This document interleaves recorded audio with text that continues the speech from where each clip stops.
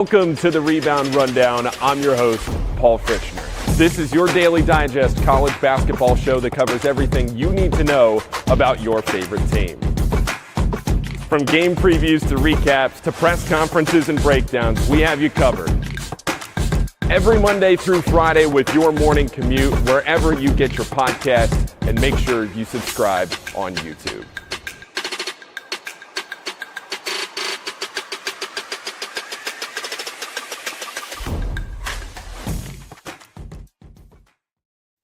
What's going on, everybody? Great to have you here on a Monday night as we recap where Xavier is right now in the transfer portal. It's been a busy few days, and especially Saturday. You heard that last night on a Spaces. I've been doing Spaces a little bit with Rick Broering, did a Spaces myself on Friday, but I thought this time we do something different.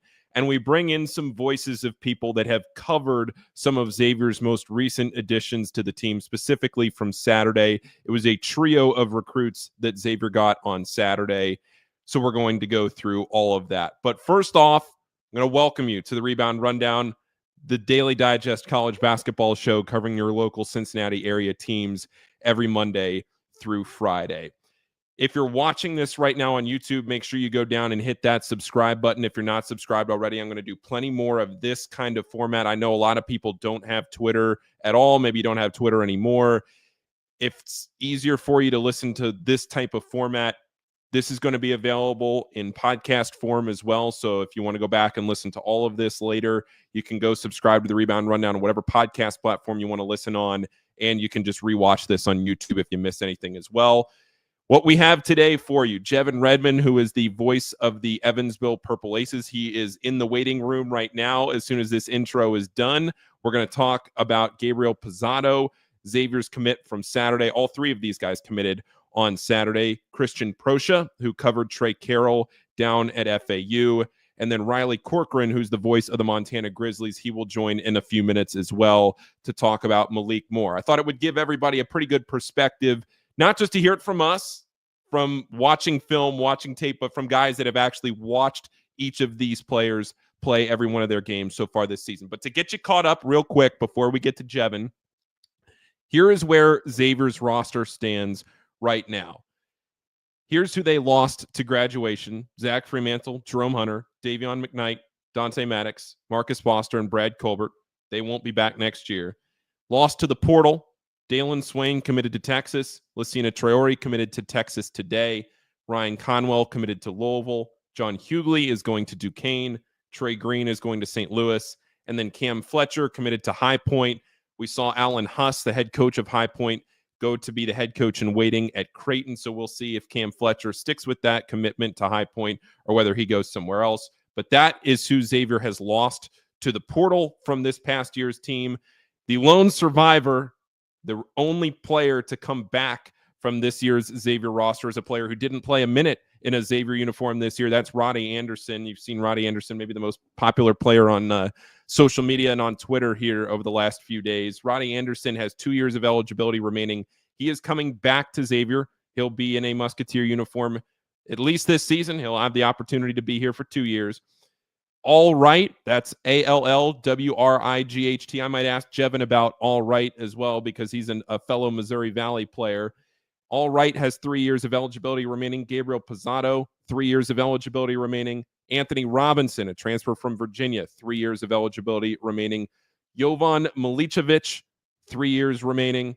Pop Njai, 3 years remaining. Tre Carroll, Philip Borovichinen, and Malik Moore, all of them just 1 year remaining. So that is where Xavier's roster stands right now. And I'm going to bring in Jevin Redman, the voice of the Evansville Purple Aces and a great friend of mine.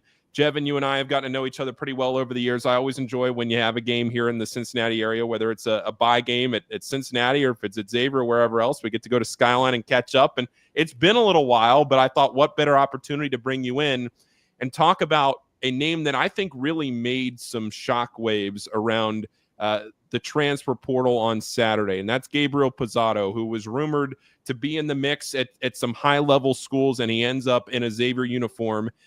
You were telling me when we were texting about him last week, when I first started hearing whispers of his name coming to Xavier. I started to text you about him and try to get an idea of what kind of player he was. And you said, Paul, when he wasn't dealing with a bad back, he was a phenomenal player and somebody you can be really excited about. So, Jevin, thank you for joining the show. And tell us about Gabriel Pozzato. Tell us about his season this year, his freshman season, his only season at Evansville, and what you saw from him. First off, Paul, thanks for having me. And you're still the only person I've had Skyline Chili with.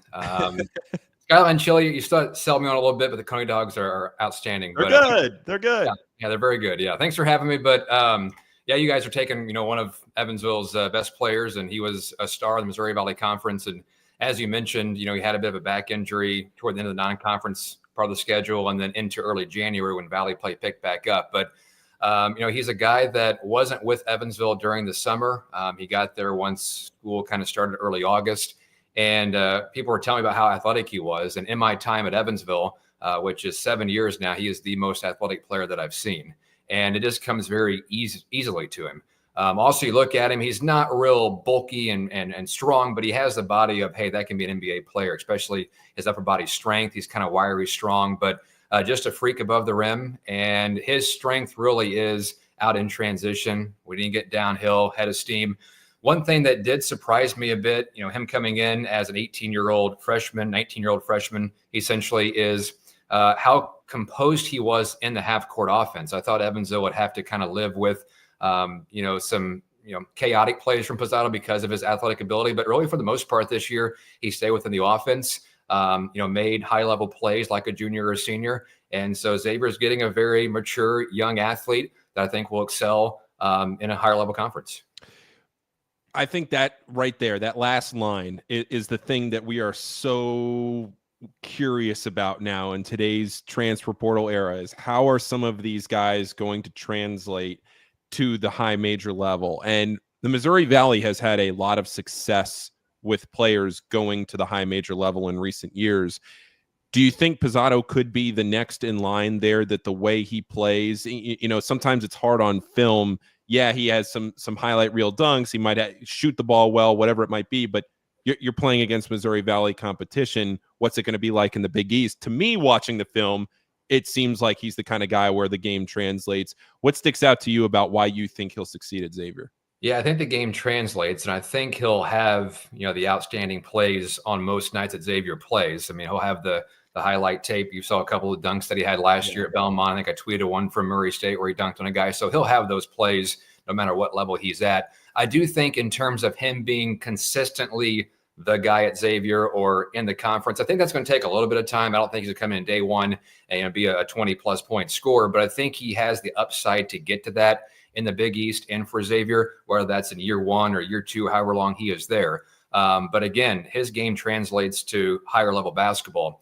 I think when we look at some of his numbers, again, for Evansville, he shot 44% from the field, 31% from three. I think his, pure shooting needs some work as far as, spot up on the perimeter, knocking down the open jumper. He wasn't overly consistent with that with Evansville, but I thought he scored very well off the dribble in the mid-range, working off screens, elevating over defenders. He gets some tough shots, but again, his strength is getting to the rim, which I think will translate, into the Big East. And I mentioned the back injury. Look at some of his numbers too.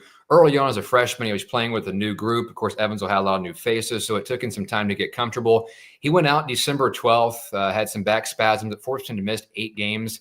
Didn't come back until January 18th. But, Paul, he had 7 20-plus point games last year, 5 of which came in the final month and a half of the year after he returned from the back injury. And I asked him throughout the year just how much him sitting on the sidelines for that month maybe helped him just absorb some more information when you're not a part of the action. And he thought he really grew as a player when he sat out those 8 games because of a back injury. And I think that elevated his game as he was able to, again, absorb that information at a slower pace.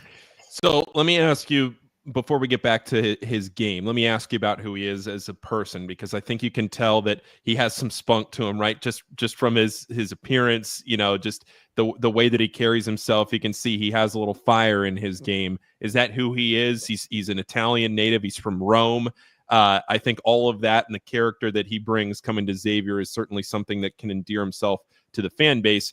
Tell us a little bit about him, just maybe off the court, or what kind of a player he is, a person he is. Yeah, I think at times he was a very fiery player on the court, and he kind of, fueled off himself. If he had a big dunk and, if he got off to a good start early in the game, that would accelerate and he'd have those 20-plus point games. But as far as off the court, for as talented as he is, sometimes at this level, you get guys that come in, they know they're good and they think they're better than other people, but that's not Gabriel Pozzato. I found him to be very down to earth from day one on campus, the way he walked around. Again, it's a healthy amount of confidence. He knows he's good. He knows he's very talented and he can play at possibly the NBA level, but the teammates loved him. And he was on a coach's show. It was toward the end of the season, late February, early March. And we do kind of a rapid fire segment with our players to get to know them. And again, he has some self-confidence. He told us he's the best singer and best dancer on the team. He also dresses the best. His fashion is top notch. We saw him in quite a few different outfits, but no, he's a fun guy to be around. And again, I think it's a healthy amount of confidence where you're not turned off by him, but he just kind of lights up the room and adds to the team that he's on. When you look at how Evansville played this year and what Pozzato brought to the table from Evansville perspective, what they were counting on him to do by the end of the year, what were some of those things that you knew sitting down for a broadcast? And I should say, if you didn't know already, Jevin is the voice of the Purple Ace. He's the radio broadcaster. So you sit down for a broadcast, Jevin. What can you expect from Gabriel day in and day out? From what Evansville needed him to do? Well, he's going to play hard the entire time he's on the court. And Evansville was a bit shorthanded with their bench this year. Essentially, they would play their starting five as long as possible and then incorporate 2, maybe 3 players in for a few minutes to get those guys a breather. But Pozzato had 10 games in which he played the full 40 minutes this year. And again, that was throughout some time where he was battling back injury with some back spasms. So he can give you a lot of minutes and he'll play hard. He'll attack the rim, very, very ferocious off the dribble. And I thought defensively early on, he struggled somewhat. I remember the first exhibition game, Evansville was playing a Division II team. He picked up 3 fouls pretty quick in the first half. And I thought, oh man, this is something we're going to have to, go through, where he's very talented offensively, but he gets in trouble defensively. I think that improved as the season went along. And he's good enough defensively to where teams can't pick on him. He's not an outstanding defender, but he's good enough to keep him on the floor. And I think he's also kind of sneaky athletic defensively. He had one game this year where he had 6 steals against Murray State. So Evansville kind of put him on the inbound passer at the top of a 1-2-2 type of defense, 1-3-1, whatever the case is. And he can cause some havoc defensively. But I just think that we knew from Pozzato each and every night that especially second half of the year, he was going to be a smart player defensively to stay on the floor and give you 35, 40 minutes of good basketball. And Evansville had to have that because they were very reliant on their starting 5. A fiery player that maybe lacks a little bit defensively that needs to play at the top of the 1-3-1. I think 112 people listening to this would tell you that JP Makira fits that bill exactly to a T. And it's funny because you start to see those comparisons, right? Somebody that can shoot, somebody that's athletic, somebody that can dunk. And JP certainly checks a lot of those boxes from that perspective. Jevin, I don't know if you ever had a chance to watch JP Makira play about 7 or 8 years ago. He was on the team that was a 1 seed in the NCAA tournament. He was a senior on that team. But a lot of the things that you were saying about Pozzato, except for being a native of Rome, a lot of those things are very similar. This is a question, I guess, that I could answer a little bit more, but Johnny asks, and if anybody does have a question, you can leave it in the YouTube chat. I'll flash it up on the screen. If you have a question for Jevin about Pozzato or anybody else as we get through this show, you can just put it over in the YouTube live chat, and then I'll put it up on the screen. But Johnny asks, would you expect Pozzato to be the focal point of Xavier's offense this upcoming season? If it's possible to even say at this point, curious who you think the go-to guy would be. Jevin, I'm going to ask this from your perspective because I don't really want to put go-to guy label on somebody yet when I think Xavier probably still has, I would put it in the range of 4 more portal additions. So I don't really want to go down that path yet. But from a focal point perspective, is he the type of player that could take over games for a stretch of possessions? I don't know if I can answer that with 100% certainty because I don't know fully what Xavier's roster will look like and all the guys they're going to play. What I will say is Pozzato's a guy that you can put in situations to go score on his own. He can certainly create his own shot. I mentioned he can get to the rim. So Evansville, didn't really run a ton of sets to where, hey, we're trying to get him a perimeter shot. It was more so maybe clear out one side of the floor and get him in a scoring position. Then he goes and makes a basketball play. Certainly a guy that can, inside of 5 seconds of the shot clock, he can get a shot off. And he made several tough shots for Evansville this year. But To say he's the go-to guy right away, I think would be probably putting too much on Pozzato. I think eventually he can develop into a guy that is one of your main scorers, but I wouldn't go as far as, hey, day one, he's going to be the go-to guy, the person that we have to feed every time down the court to get a bucket. Hold on just a second. There we go. Okay, a couple more questions here on Pozzato, and I'll let you go. Overall, from what the type of player that he is and everything that we've talked about, one more specific question on him, his three-point shot, because I think Xavier went to the post first, got a bunch of guys in the post, really took care of what they needed to do around the basket. Now they're filling out their perimeter. How's his shot? Yeah, his shot looks great, and it looks much better than the 31% he shot from three. And also, you look from the foul line, he shot 70%. He got off to a really slow start from the charity stripe, which was surprising the first month or two of the season. He's probably more like an 80+ percent foul shooter. From three, I would say he's somewhere in the 35% range. I think he'll eventually shoot it better. But form-wise and as far as release point, getting over defenders, I think that will eventually translate to a much higher level than what he showed in his first year at Evansville. So, again, I thought Pozzato shot the ball better off the move, off the dribble, whether it be in the mid-range. He kind of struggled as a spot-up shooter. But, again, from a form perspective and passing the eye test, I think he'll be just fine eventually. Okay, two more questions for you, and they're going to be fan questions. Okay. Unless anybody else has more, I'll keep going. But since we got him in here, Oxford Muskie asks, how is Pozzato in isolation? Can he take guys one-on-one and play effective face-up basketball? Yeah, absolutely. I think he also kind of learned at this level of how to play one-on-one. He got at the foul line more as the season progressed as well. So, again, you look at him, and he's not bulky as far as he has, large muscles on his body, but he's kind of wiry, strong. He's got good upper body strength, so he can play through contact very well. He doesn't shy away from that as he attacks the rim. So absolutely, he's a guy that can score in one-on-one situations. I would say getting out in transition, attacking the rim, and playing one-on-one in the half-court mid-range is his two strengths.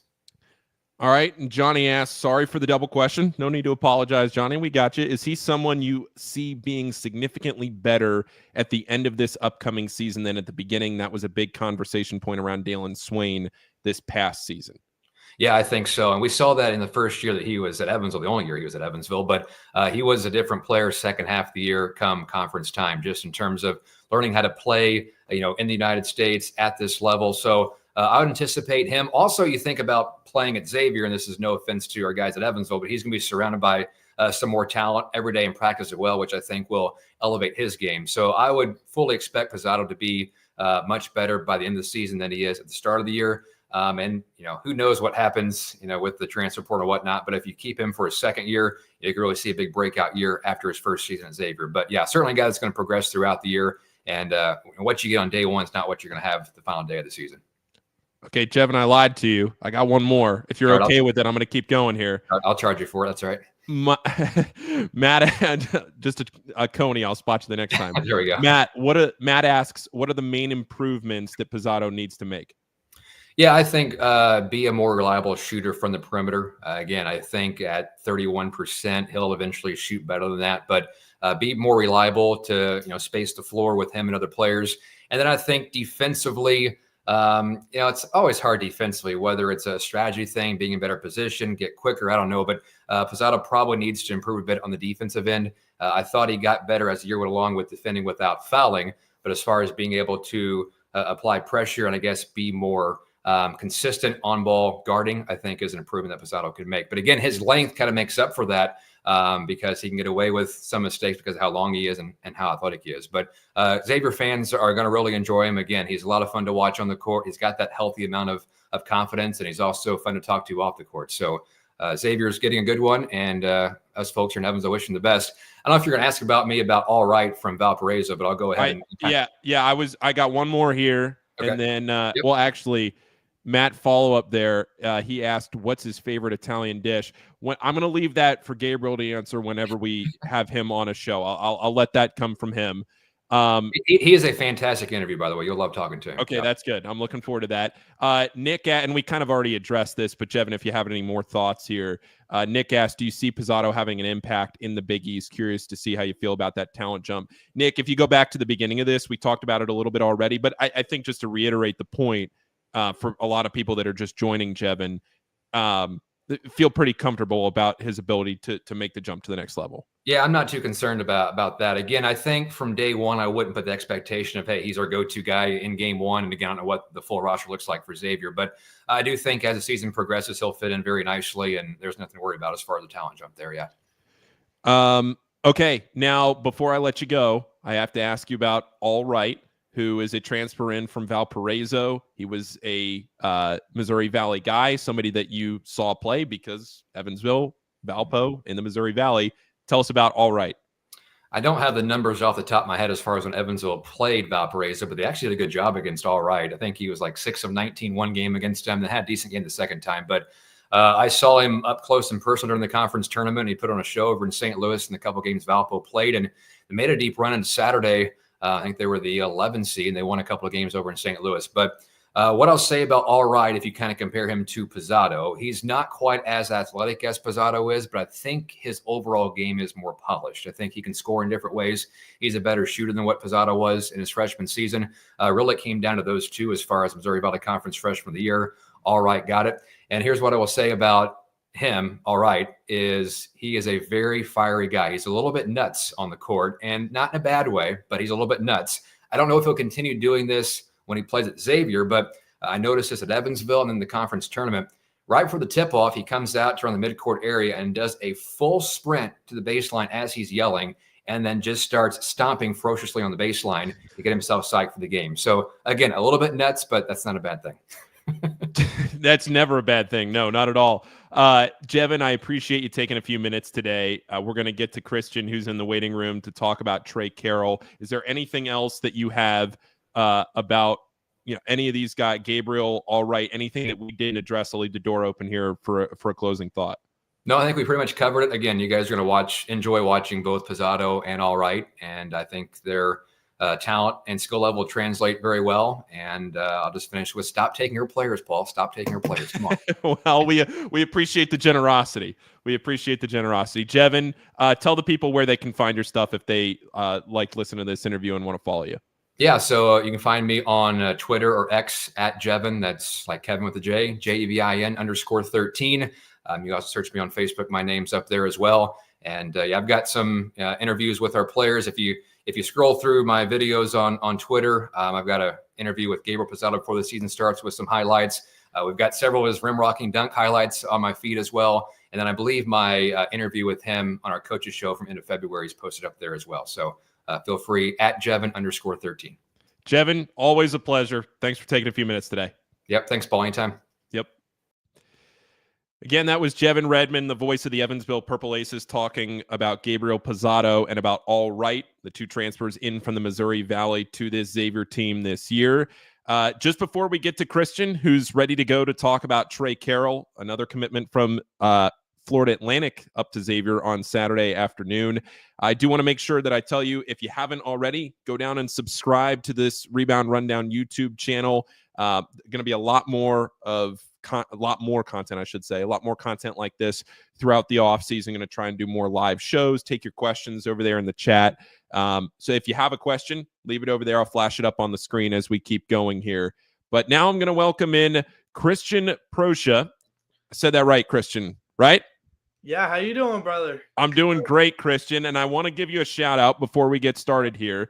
You covered Tre Carroll. You do high school recruiting down in Florida, and I appreciate you taking a few minutes tonight. I want to give you a shout-out, and I will go back and I'll tweet it. I tweeted a clip from it earlier, but I'll go back and tweet the whole thing once we get off of here. You did a great interview with Tre Carroll on your show. I believe it was last night or the night before. I went back and listened to that just to get ready for this. And just the way that you guys interacted. You guys hosted a show together, if I had that right? Yeah, basically me and Tre have known each other forever. I'm a student at FAU. He's actually older than me. So for all the viewership who might be in and around the balding ages, yes, I am. I am unable to legally buy myself a drink in the United States of America. But yeah, Tre and I are really good friends. We've covered each other for a very long time, or I've covered him for a very long time, and he hit the portal, and I always did right by him, so he threw me a little bit of a lob and was like, I'm going to keep you updated with how the recruiting process goes. Oh, well, fantastic. So I appreciate you taking some time tonight to talk about him. Let's get right into it. What kind of a player is Xavier getting in Tre Carroll? I think everybody's really excited about the fact that, you get an older, more experienced player who only has 1 year of eligibility left, but at the same time, he didn't see minutes in the Final Four, but was a part of a Final Four team.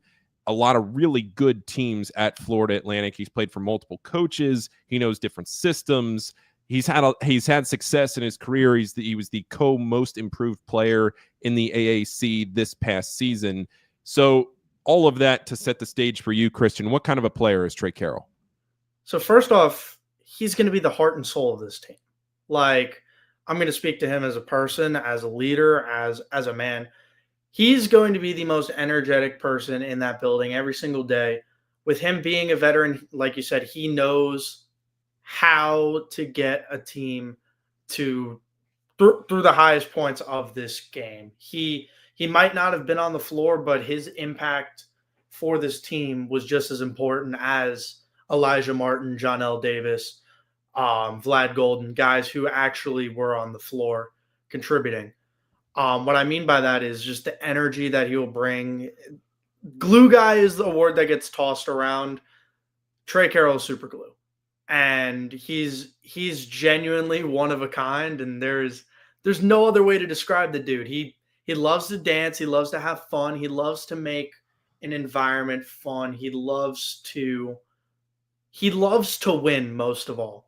So with that being said, he's going to be the heart and soul of this team, but it's not just goofy antics, because this year he basically showed any given night he can drop 10 to 15, 16 a night. So he's a legit baller. Another thing that plays into his advantage is the fact that he's a lefty.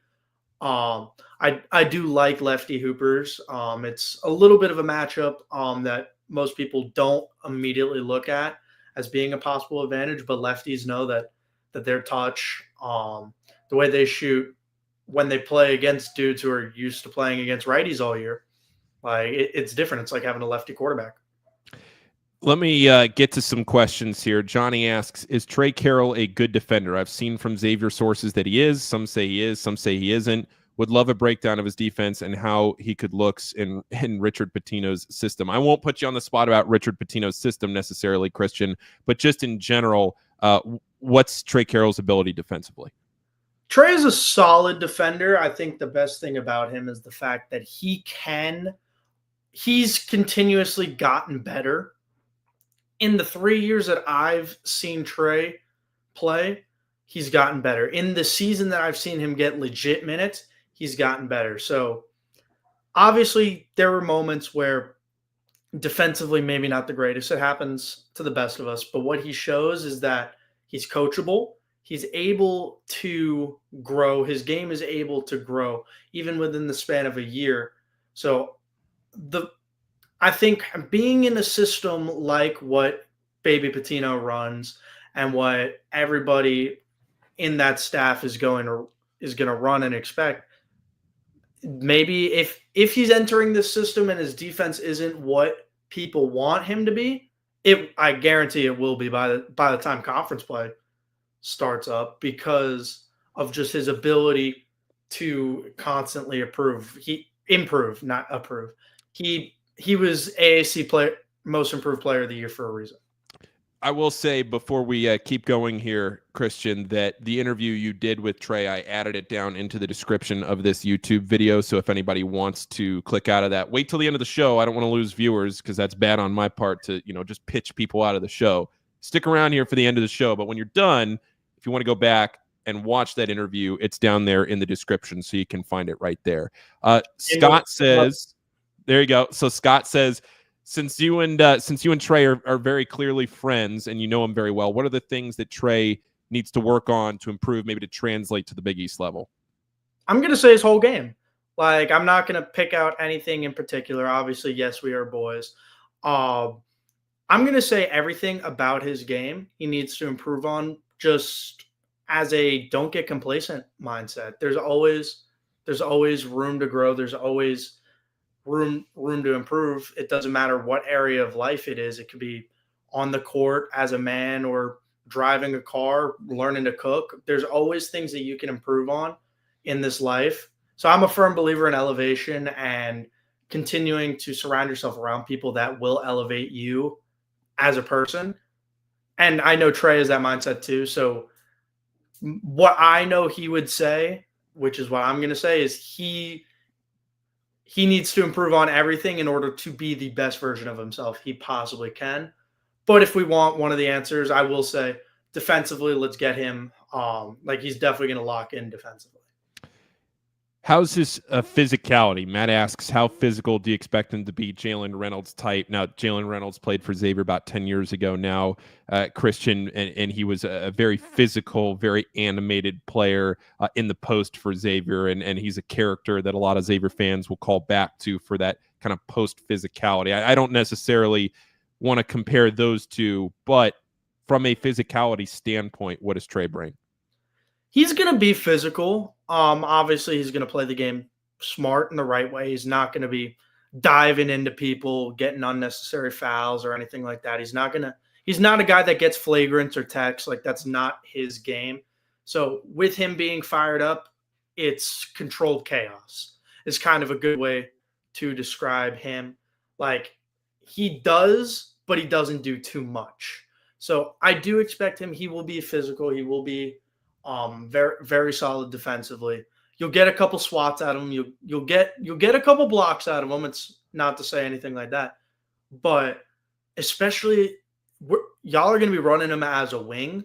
Like, I think that's going to be huge for his game, instead of him maybe being a little bit more. He's going to be playing a wing versus as a 5, which was where he was playing a little bit uncomfortably at FAU last year. Let me ask you this, stepping away from the court, and I asked Jevin this about Pozzato. What kind of a person is Tre Carroll? You know, tell me a little bit. You don't have to get real granular here, but just, I know he's married. I know he's bringing his family here. I did think it was pretty funny. I have to have a chance to talk to him when he said that Cincinnati was cold, and he was here. I actually had a chance to talk to him on his visit on Friday afternoon, and he was talking about on your show about the cold in Cincinnati, and it was like 45 degrees, which it's a little brisk, and it's very cold compared to Florida, but it gets really cold here in Cincinnati in December and in January. And I'm just curious, coming up here from Florida, bringing his family up here to Cincinnati, what kind of a person is he? And tell us a little bit about him off the court.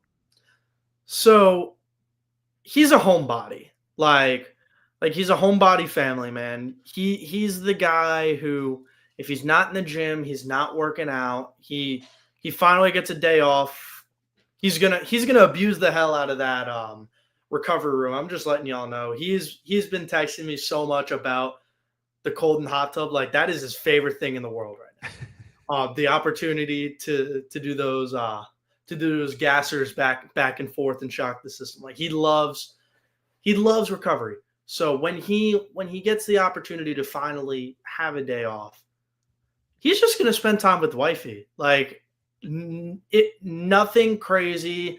Like, he wasn't partaking in the golfing activities of this weekend. That's not him. Like, like he's just a chill guy of where it's, I want to enjoy time with my wife, who I've been together with for a very long time. They are legitimately best friends. Like, they are legit best friends. So they will find some stuff to do. You don't have to worry about any off the court troubles with him. So, like, he's 20 however years old, I think 23, 24. Yeah, I know he's unk, but he's basically, he acts like a fun dad. Like he's like that friend's dad who's like really cool, really chill, that everybody had growing up. Like, that's Tre, even without kids. Like he legit could be a head of a household right now and be able to manage being a college athlete. All right, couple more questions here. First off, it's great to hear. That's exactly what I was getting at there. Couple more questions here before I let you go, Christian. John asks, is Tre a big man that can be relied on for scoring? Fremantle last year scored double figures every game. Is Tre a player that can be a double figure scorer in the Big East? His scoring numbers significantly improved this season.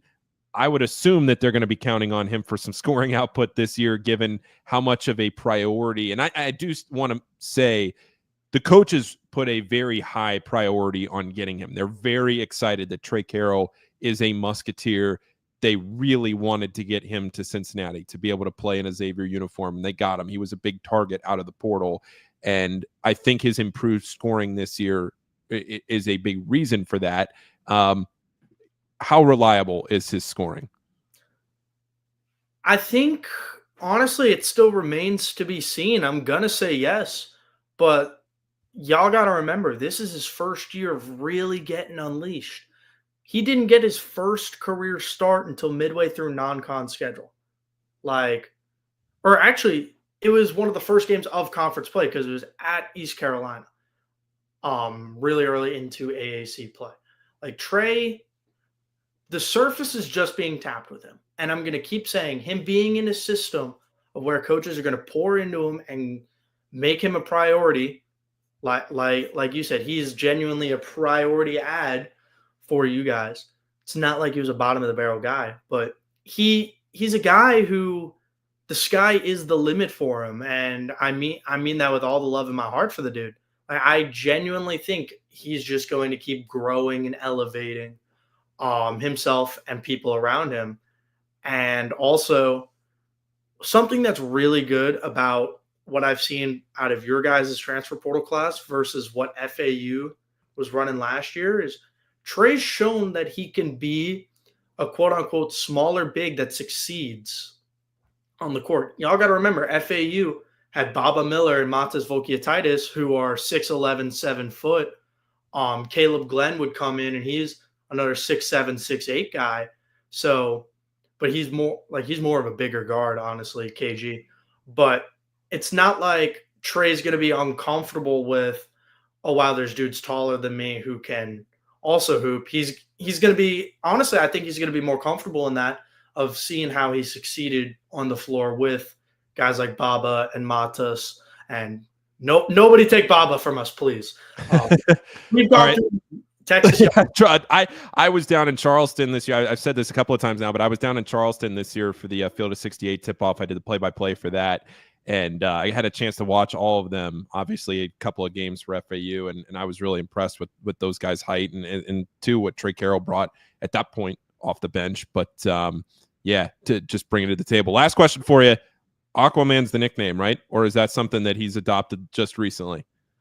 Well, the Aquaman he looks like a – love you, bud. He looks like a less jacked version of Jason Momoa. Clip me on that. If y'all want. So yeah, there's definitely the Aquaman. Y'all can have an Aquaman Tre 69, whatever y'all want to do. But we would call him Tre Money Carroll. I'm trying to think. The way that he would fire up our gym, I started calling him the Maestro of the Ellie. I thought that was a cool one. But yeah, there's a couple nicknames that y'all can do. Y'all could call him like Family Guy Tre or something. The Family Guy. All right. I love it. Well, Christian, I appreciate you taking a few minutes here. I have Riley waiting in the waiting room to talk about Malik more. I'm going to get to him in just a second. So, Christian, I really appreciate it. Tell the people where they can find you. And again, to find your interview with Tre, to find your interview with Tre, it's down in the description below. But tell your people where you can find your stuff. So, fun fact about me, I'm not primarily a reporter. I'm actually a content creator, photographer, videographer. So if y'all want to go and find my Instagram, Proscia, CPROSCIA.photo. On Instagram, I do halfway decent work. On Twitter, my whole existence is just to fight with fellow AAC fan bases, and then randomly decide to be a capital J journalist. So that's CP photo _2004. I shoot, write, report for New Era Prep. So on Twitter, that's at Era Prep. We have 40K followers, and at New Era Prep on Instagram with another 15. I appreciate all y'all supporting throughout the process. I appreciate y'all for supporting my guy. And thank you for having me on. It's truly a blessing. Absolutely. Thanks, Christian. Have a good one. Yep. So that was Christian Proscia, covers Tre Carroll, covers FAU, covers all that scene down there in Florida. Now I'm going to bring in Riley Corcoran. Bring you up here to the stage, Riley. There we are. Riley, can you hear me? I sure can. Great to have you on tonight. Riley is the voice of the Montana Grizzlies, and Xavier picked up a pretty significant commitment on Saturday night. I appreciate you taking a few minutes here today on Monday night to talk about Malik Moore. And on last night's Twitter Spaces that I did with Rick Broering, Rick was talking about how Malik's recruitment in the portal really picked up steam quickly. Like, he felt like some of the numbers he was hearing were maybe on, I don't want to say on the lower end, but they were certainly not the numbers that you were hearing very quickly from an NIL perspective as his recruitment ballooned.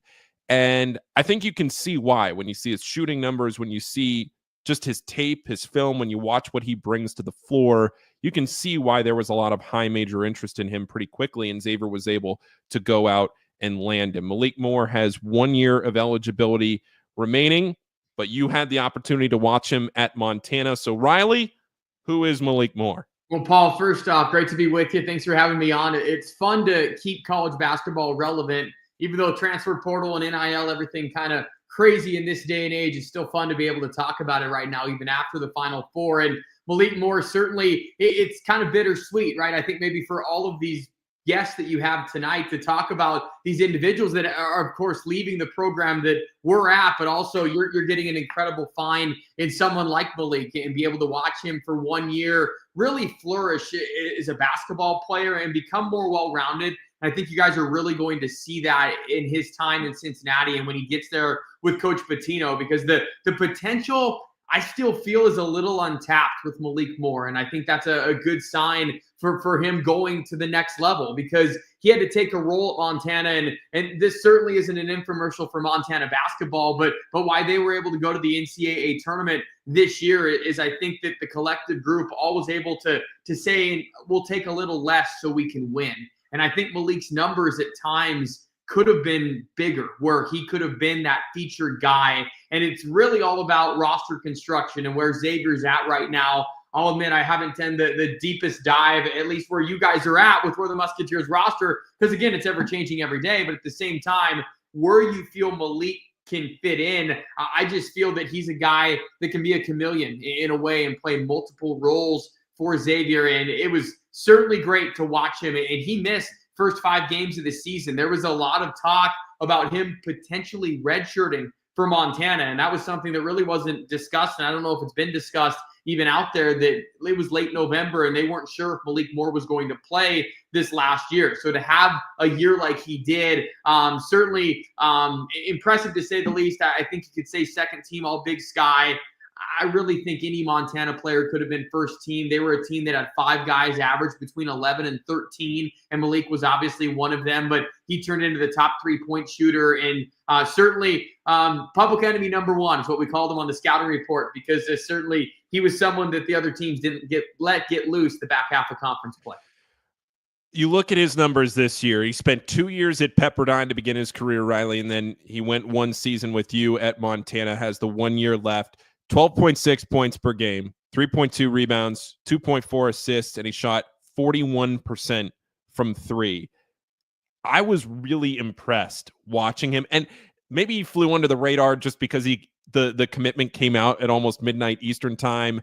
Maybe it flew under the radar just because the day was huge, where you get Gabriel Pozzato, who was a name that was very highly coveted in the portal, not just by Xavier, but by a lot of teams. Then Tre Carroll was a high value target the whole week. You kept hearing about him, and he commits. So you have 2 major commitments back to back.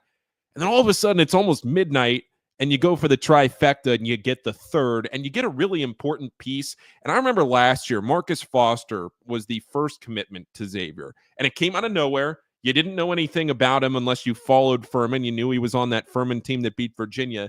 but maybe you didn't know a ton about him at the time, comes out of nowhere and was a pretty important factor on Xavier's team this year. And I'm wondering if maybe there's a little bit of that here with Malik Moore, where you're starting to add features to the perimeter and you're trying to go out and you're trying to improve your shooting after you recruit the front court. You get a guy that shoots 41% from three. It's a double-digit scorer in the Big Sky.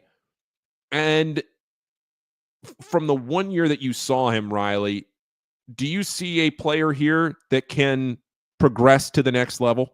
I absolutely can. And I say the word consistency a lot, Paul, when just talking about Malik Moore, because he was the only player for a championship team that scored 7 or more points the last 28 games. I mean, he never really had a dip in production, and he was even asked during conference play to take more of a back seat, or to know that he was going to get double teamed, or have the tough assignment, so to speak, on the defensive end. And he still had that 12 to 14 point game and was solid. You could always count on Malik Moore. And I just think wherever Coach Pitino has him in a role, if it's defined early, I think he's going to flourish, whether it's a sixth man role, whether it's someone that can absolutely knock down shots. He's a streaky shooter, and I mean that in a good way. We saw more of the good than the bad, to where you would see him erupt for 6 threes in a game, to where he could have a role at Xavier, to where, man, if he's the open guy and they're finding him and he's got open looks for 3, watch out. He could score in bunches.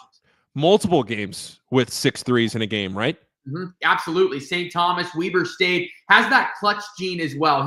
He's really soft-spoken. I'm curious, once he gets more cameras and lights in front of him, what's he's like. You know, he can hide a little bit in a coop up here in Montana, so to speak. And this team was really tight-knit. But just to see if he can break out of his shell a little bit. When he did break out of his shell, it was on the basketball court. And he was one that loved to talk smack a little bit. And I think the environment that he is going to enter with Big East basketball, and every game, every home game for sure, being a packed house and a great environment, Malik's a guy that will feed off of that environment. He played better in big games, and he had a game-winning shot on the road at Weber State. And for those that, again, don't know Big Sky Conference history, Montana and Weber State, the top 2 that have won championships in regular season titles. That's a big-time game. And he had a game-winning shot at the end, made hustle plays defensively late. I think that part of his game really developed towards the back half of the season. And I think, again, that's something to where untapped potential is still there for a guy that has 1 year of eligibility. I think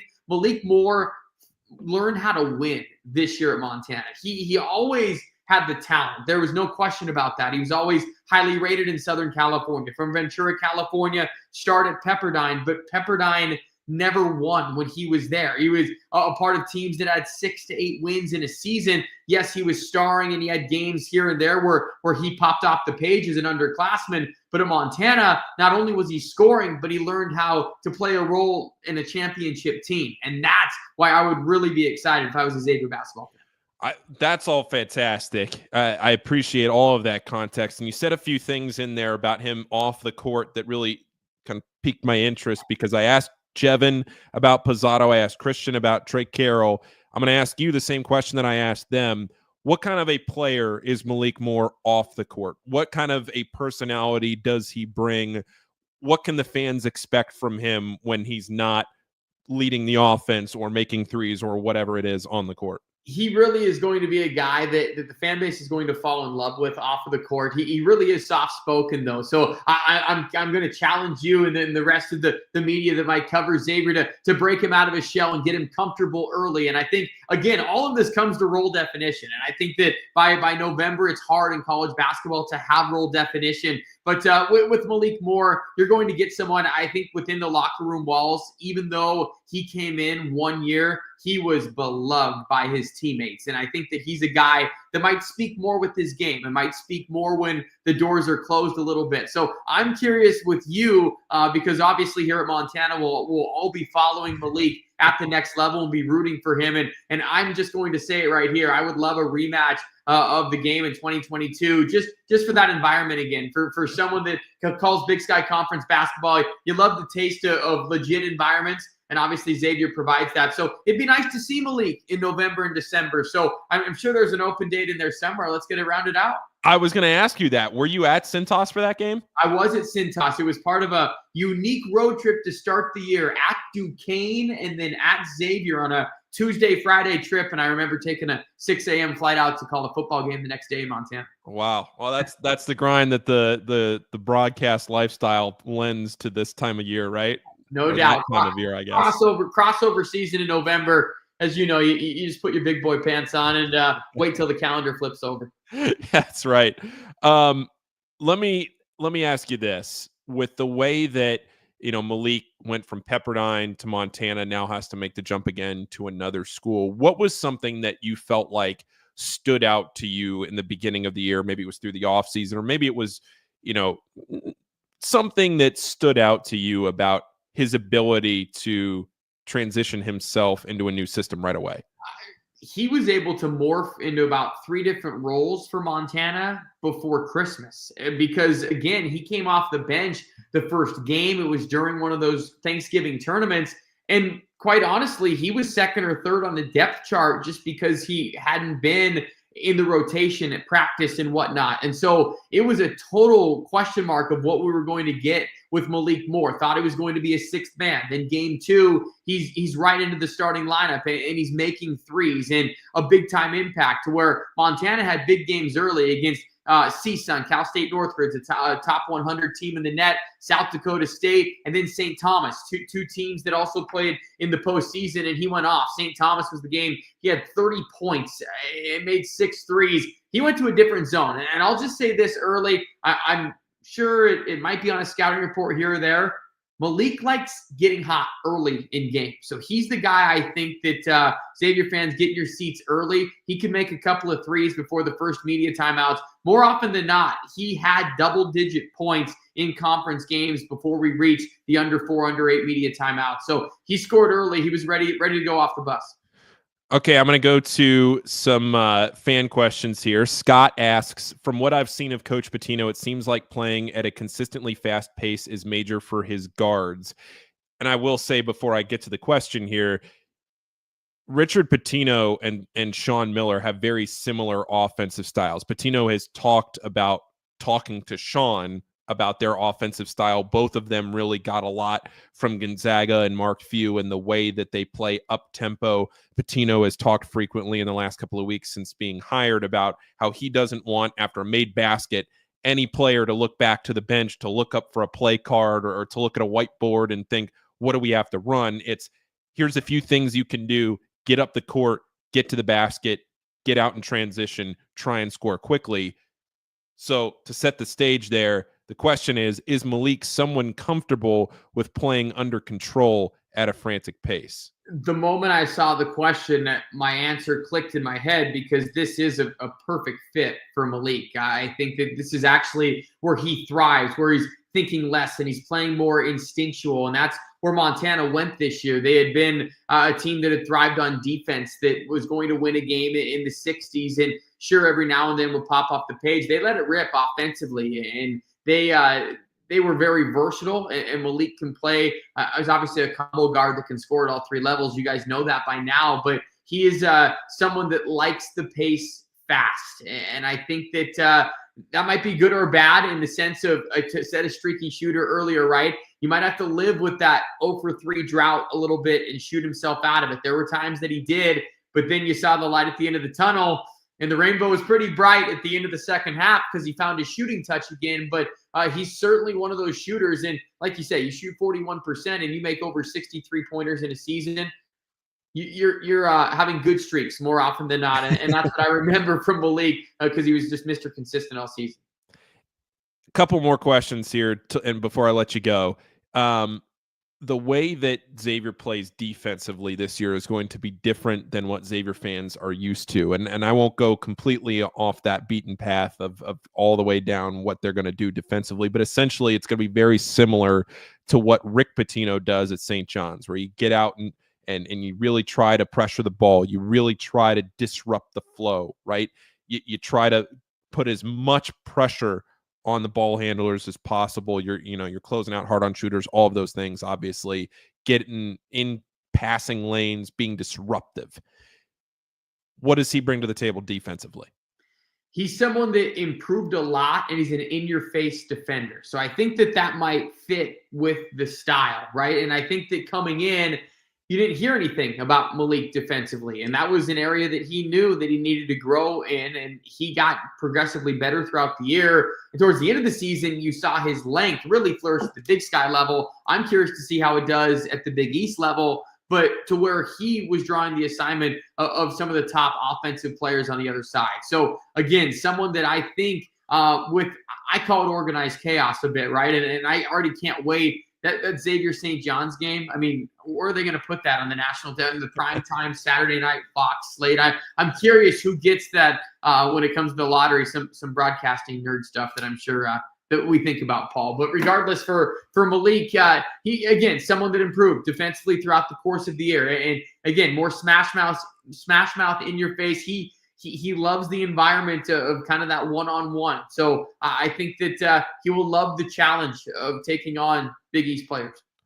Last question for you. From a position standpoint, is he somebody that's comfortable running the offense if he has to? Does he like to play off the ball, be more that shooting guard role? 6'5", 190 is where he's listed, so he doesn't really have the size to slot down. Marcus Foster was maybe somebody that wasn't as tall, but he had a ton of size this year for Xavier where he could get down low, play more of that. It had some length to him as well. I'm not comparing the two, but more so, 6'5", you're not the shortest guy on the floor, but at 190, you're not necessarily, playing underneath the basket at all. You're out on the perimeter. You're trying to, either be the focal point of the offense or play right off the ball at the 2 spot. Is that where you see him, or which of the two would you see him in more?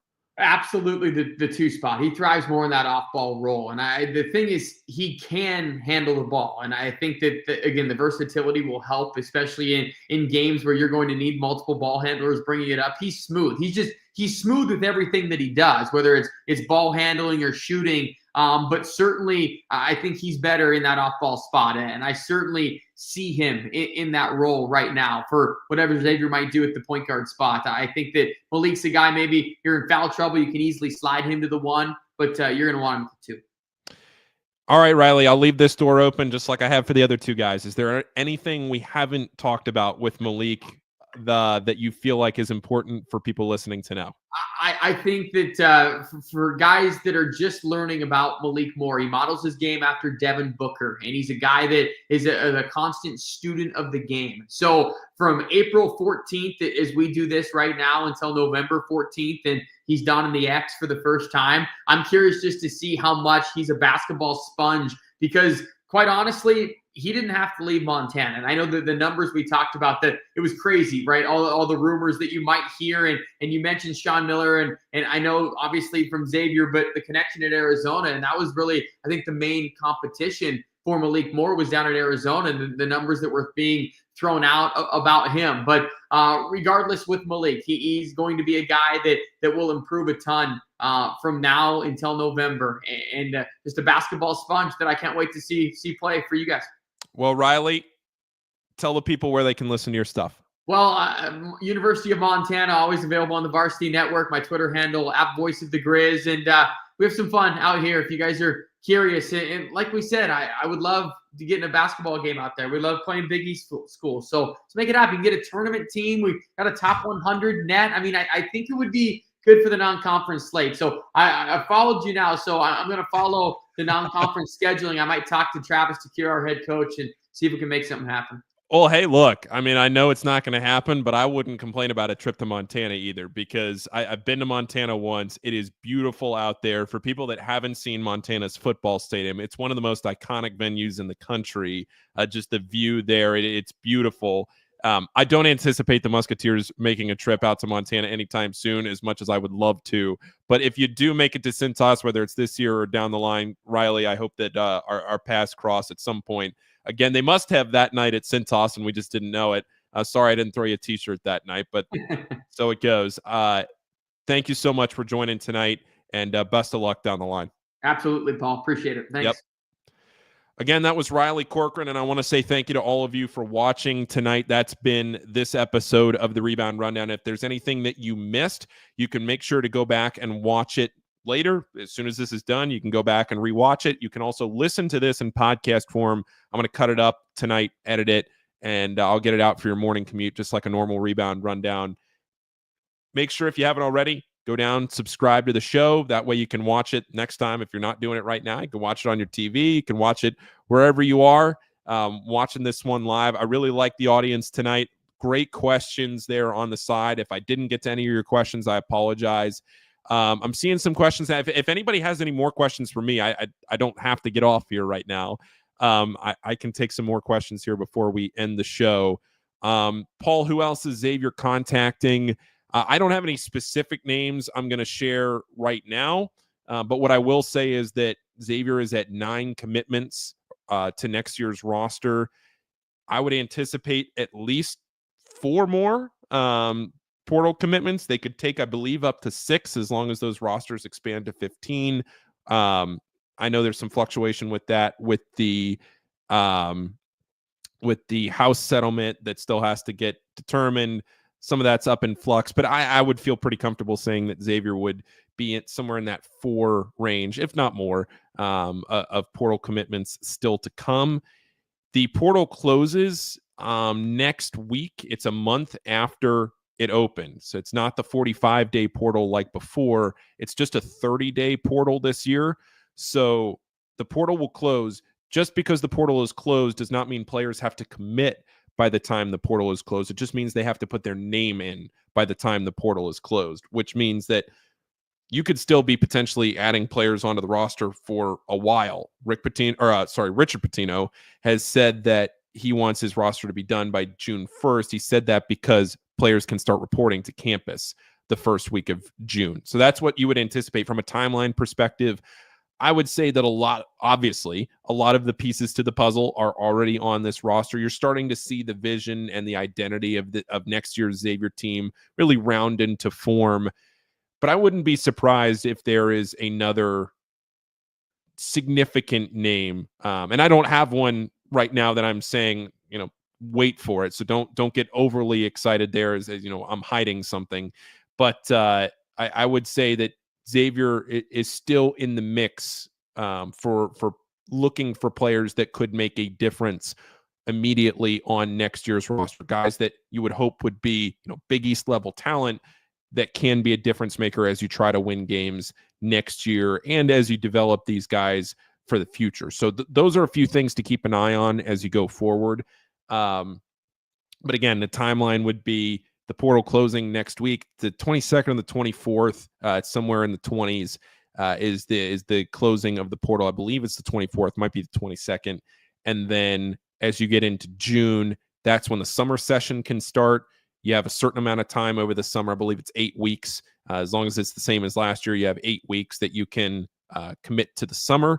And then you go from there. You take some time off before school starts, and then they come back. But stay right here with the Rebound Rundown. I'll have all of that covered for you. Plenty to talk about as we go through, not just Xavier.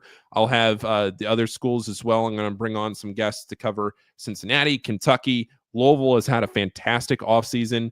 Dayton just lost Malachi Smith to UConn earlier today. Northern Kentucky has been very active in the portal. We'll cover all of that. But the focus right now, especially after the weekend, has been Xavier and the noise that they have made because they've been very active in the portal early. Scott asks a question here. Paul, for the remaining commitments, do you think there is a specific focus now, or are they still pretty open as a whole? I think, Scott, what you're trying to do if you're Xavier now is get at least one more player at every position. And that's why I would say when you're talking about potentially adding 4 guys, I think the target number is 5 actually, because you're trying to add one more player at every position that you feel good about. I would,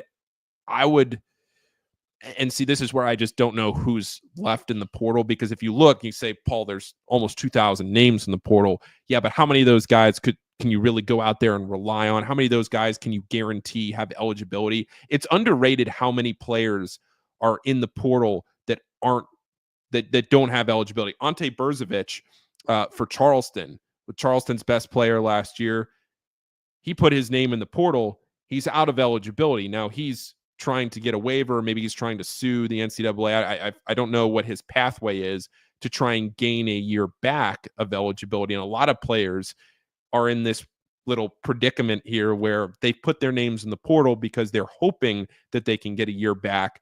But that's not the case for everybody. So just because there's all of these players in the portal doesn't necessarily mean that all of those players have 1 year of eligibility. The vast majority of them do, but that is something to keep in mind. But as far as a focus, I would say at the point is definitely a focus for Xavier here over the next couple of weeks, is trying to find a reliable point guard option to supplement Roddy Anderson, who I right now I would say I really like Roddy Anderson's game. And I think that he is somebody that can go out there and start for you and be your starting point guard. But you got to have somebody else there with him. And that's where I would look is at the point. Matt, how much NIL do you think we've spent already percentage-wise? I don't have the answer to that, and I'm not BSing you there. I really don't. I haven't had a chance to really get any kinds of facts or figures on what any of these guys. I don't know a specific on any single Xavier player or what they are making this year. I know that's a disappointing answer because it's probably the most popular answer. The one thing I will say from Evan Mia's tweet earlier today about the number figure with Xavier, I think he put it $5.5 million. That number is the value that Evan's system put on the players that Xavier has acquired in the portal. It's not necessarily what Xavier has already spent. So you saw Xavier on that list with a lot of big names and Xavier having a $5.5 million number attached to their names. They may have spent less than that, but that's what Evan would value Xavier's roster at currently, based on how good he thinks the players are, and Evan's one of the best in the games analytics wise. So that is a good source to go to. I'm just talking from an actual dollar standpoint. I don't know what percentage of the pot Xavier has left. That is something they keep very close to the vest. There are a select handful of people at every school that know the answer to that question. And I'm not one of those select few of people. Brian asks, anything that stuck out to you from your guests versus what you're hearing from Xavier about these portal commitments? I would say that Pozzato, going through each one of them, I really liked what Jevin said about his ability to translate his game even after just 1 year in the Missouri Valley to this level. And that's not necessarily as opposed to Xavier saying that they're low on this. I would say maybe that's a supplement. That the Xavier brass is very high on Pozzato, and that it's very clear that talking to somebody who covered every single one of Pozzato's games this year is also high on his ability to translate his game to the Big East level. And that not just because you show off these high flying dunks or these highlight reel plays at the Missouri Valley level, that it's not going to translate to the Big East level. That's what stuck out to me from Jevin. And then from Tre Carroll, I think just, again, supplementing what we've heard about how good of a leader he is. And I don't want the intangibles to get lost when you get so deep in the analytics, when you get so deep in the numbers and what a guy shoots and what does he bring X's and O's wise. When you have a young team from a lot of different schools and a lot of different systems, you have to have a glue guy. You have to have a high energy guy. You have to have somebody on your team who knows what it means to win. And Tre Carroll, at least I would have to assume, is the first player to play for Xavier who has been on a Final Four team. He played for FAU when they made the Final Four. Now, he didn't play a minute in that NCAA tournament. He was a freshman on that team. But it's not lost on these guys that Tre Carroll is a high character guy, high motor guy, high energy guy, and you supplement that with the play that he had on the court this year and how much he improved this season, working his way into the starting lineup, grinding his way to be the AAC co-most improved player of the year. I think all of those things stacked together give you a lot of excitement for a guy in Tre Carroll. And then I thought Riley's interview was fantastic, highlighting what Malik Moore can do, maybe a more understated player, but somebody that can shoot, somebody that understood what it meant to win this year, to get to the NCAA tournament. And, I haven't had a chance, to be completely honest, to talk with any of the Xavier coaches about Malik Moore. His recruitment happened extremely quickly. I heard about Malik.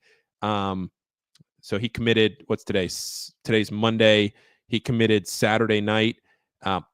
Malik first popped on my radar maybe Thursday or Friday. It might have been Friday. And then boom, all of a sudden he had committed on Saturday.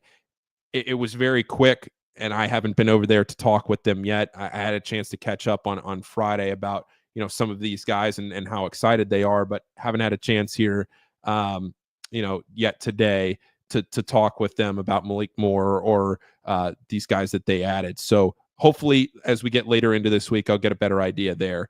Let's see.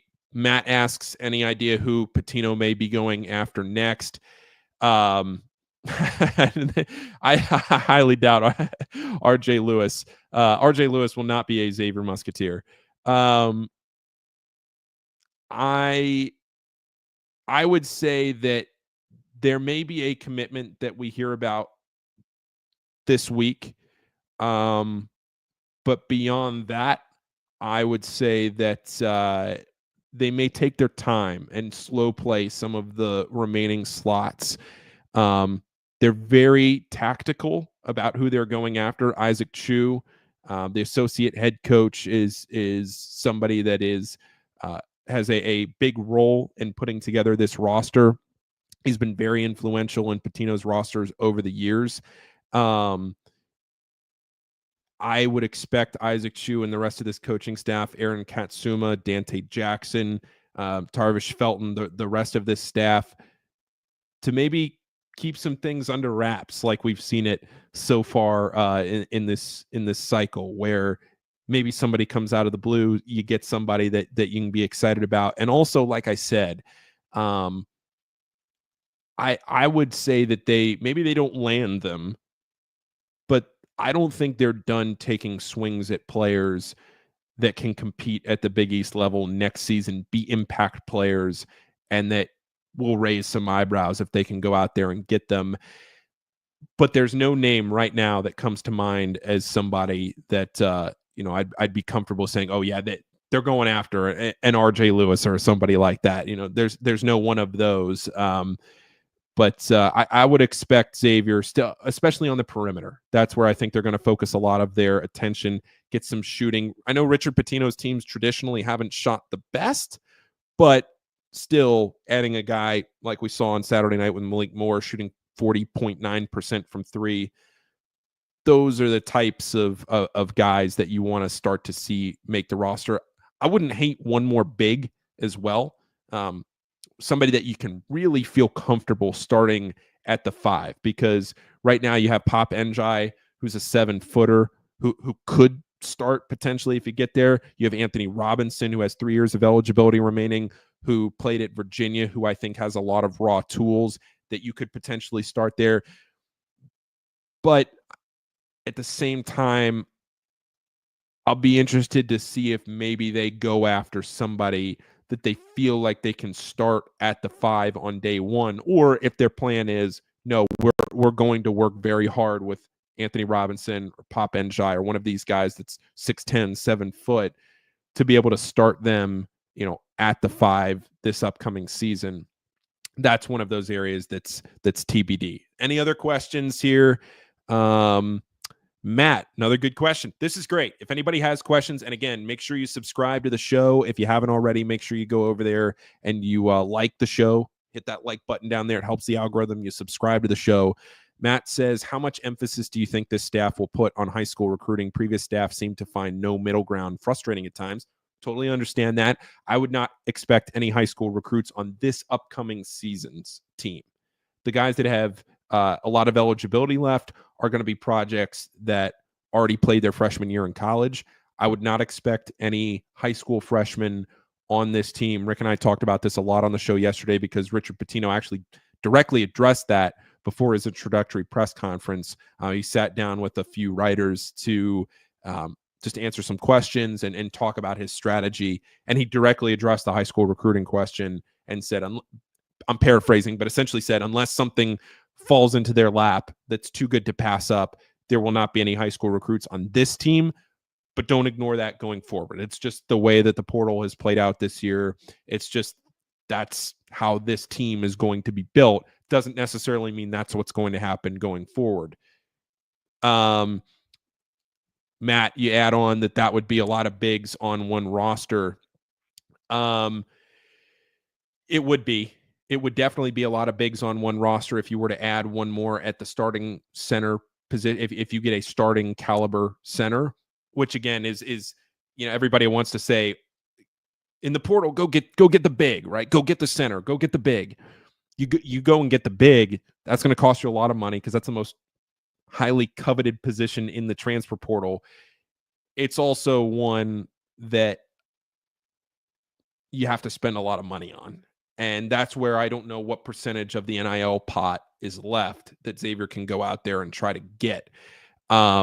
It would be a lot of bigs on one roster, but what you're doing right now with the way that Xavier has stacked themselves is you are essentially hoping that one of the bigs they have already translates to the Big East level, because you have Anthony Robinson, you have Pop Njai, but can you get one more guy?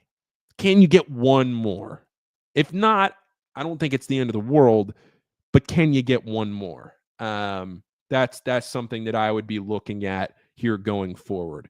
Oxford Muskie asks, any idea who Xavier might schedule and add in the non-conference this year? This is a great question, Oxford Muskie, and it's something I'm glad you brought up. So Xavier's schedule this upcoming season, they have the 2 games at the Charleston Classic. The Charleston Classic, it just got announced, their 4th team. That field has been rounded out. It's Georgia, Clemson, West Virginia, and Xavier. Those are the 4 teams in the Charleston Classic this year. I don't know what date it is because it's moving from an 8-team format to a 4-team format. So going from 3 games for each team down to 2 games for each team. I don't know if that's going to change the schedule at all with when it gets played, or if it's still going to be that same weekend before Thanksgiving. So that's TBD. And I'm sure in fact, it may already be announced on the Charleston Classic website. I don't know. But those are 2 games. So Xavier will play 2 of the 3 of Georgia, Clemson, Wake Forest on their schedule next year. They have obviously the home game against Cincinnati. And then they have the away game against Iowa, which is the first of a home and home. So Xavier will go to Iowa this year. Iowa will make the return to Cintas in the 26-27 season. That is Xavier's schedule as of now. So that's 5 non-conference games, right? Hold on, I'm doing mental math here. This is where if I was doing this live on a Spaces, somebody would be able to correct me. That would be that's 4 games. 2 games in Charleston, the Cincinnati game, and the Iowa game are what's confirmed so far. I mentioned this in the Trilly Donovan Discord. When Sean Miller was the head coach, there was a lot of discussion about a neutral site game. Somebody asked about a game in Cleveland. That is something that I had heard about. Somebody mentioned Ohio State. I don't know if Ohio State was the opponent. There was a neutral site game in Cleveland that had been discussed, talked about, and there was a serious chance that was going to happen. It was not done by any means. I had never been given an opponent in that game, but that was a topic of discussion. Now, whether they decide to play a neutral site game in Cleveland, whether they play a neutral site game at Heritage, whether they go somebody else, I don't know, because this is an entirely new staff. So they could potentially want to add another high major home game, right? Because right now, the only high major home game that you have in the non-conference is Cincinnati. So this staff may want to go out and add another high major home game, which I wouldn't be surprised if they do that. I think just for year one, it wouldn't shock me. Now, maybe I don't know if I would expect them to go out and get, like a Houston or something like that, but somebody that's a high major home game. I said, yes, West Virginia in Charleston, not Wake Forest. West Virginia, Georgia, Clemson are the 3 teams in Charleston, not Wake Forest. That is the one game I was going to talk about. The Wake Forest game is not locked in necessarily for next year. In fact, I would not count on that game happening. It might, but the game last year was not part of a home and home. And that game last year at Cintas was still sort of left over from the end of the Skip Proscia Classic contract from all those years ago.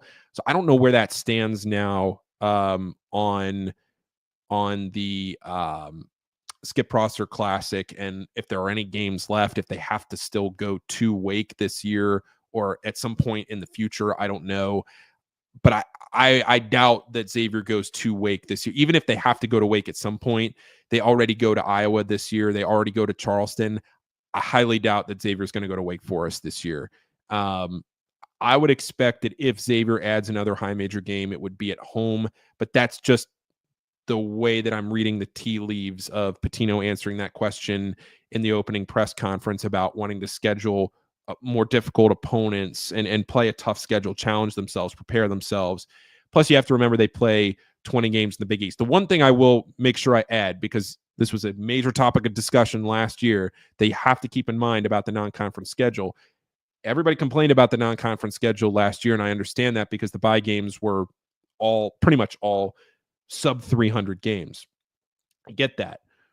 But at the same time, you lose now the Big 12 battle. That's not a guaranteed game that you have on your schedule anymore.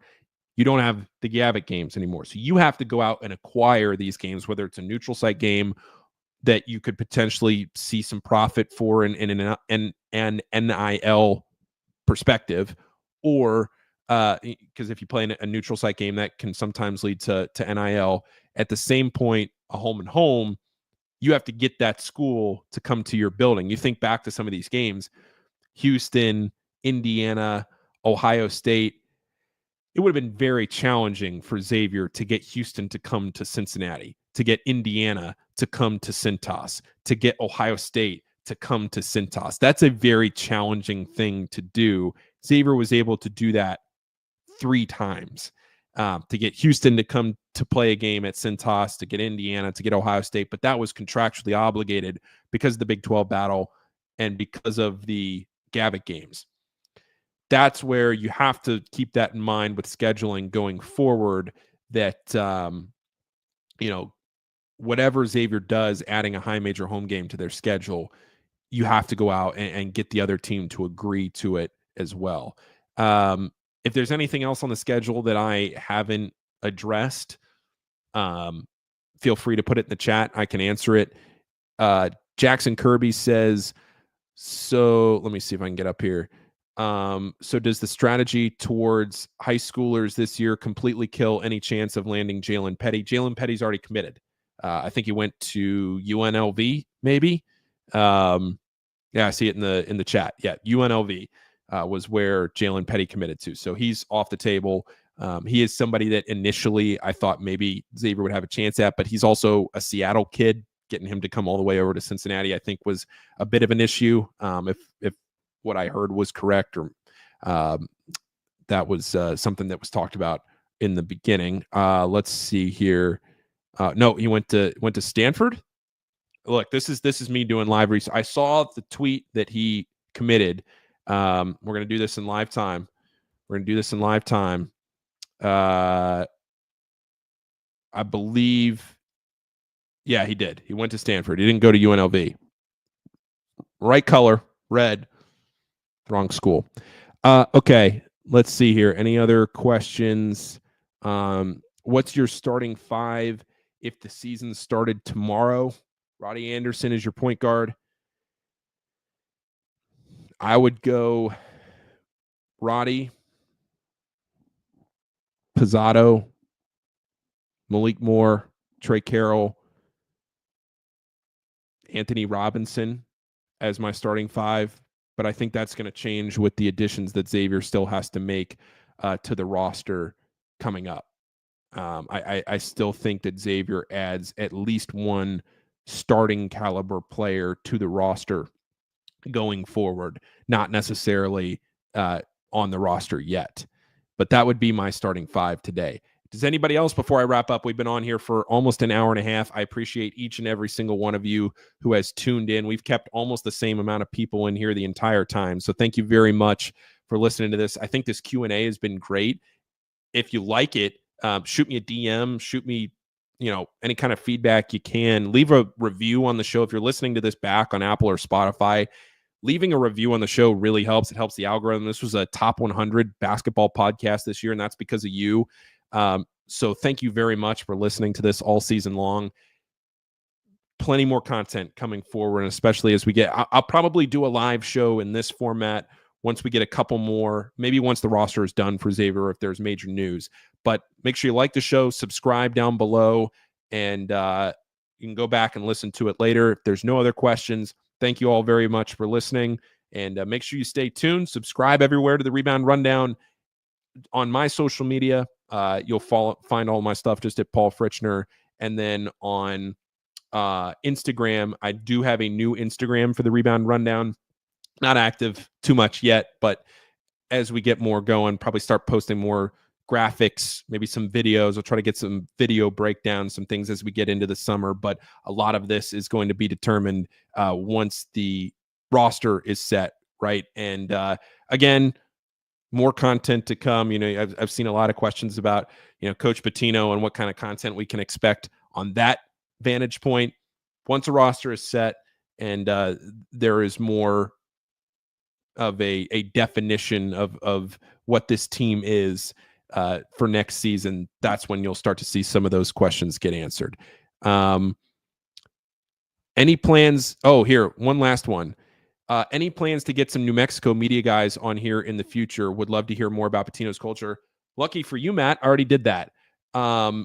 Jeff Grammer, who was the beat writer for New Mexico, did about a half hour with me. You can go back and watch that on the Rebound Rundown's YouTube channel. If you haven't already, he did about a half hour with me. He answered everything about liking the New Mexico chili, to what kind of a coach he was at New Mexico, at Minnesota, how he transitioned from Minnesota to New Mexico, what kind of a coach he is now, all of that. So if you haven't listened to that yet, it was a fantastic interview. It's the most listened to interview that we've done here on YouTube. It really, it's done well, and it's because it painted a very clear picture of the kind of coach Xavier was getting. So make sure you go back and you listen to that with Jeff Grammer. If you want to watch the interview that Christian did with Tre Carroll, again, that's down in the description. And that'll do it for here from the Rebound Rundown. Thanks to everybody for listening, and I'll talk to you next time.